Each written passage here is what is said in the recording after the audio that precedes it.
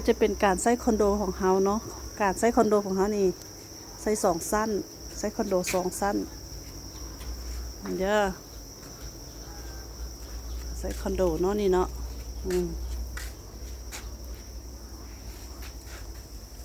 นี่ให้เพิ่นได้มีบอลเล่นหลาย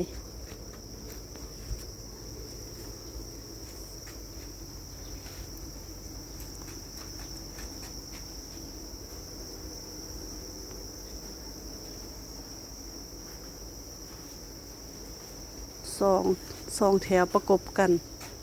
สั้นหนึ่ง13 แตะ1 2 3 4 5แถวเป็น10 แถวแปลว่าคอนโด10 แถว2 สั้นมาใหม่แบบใหม่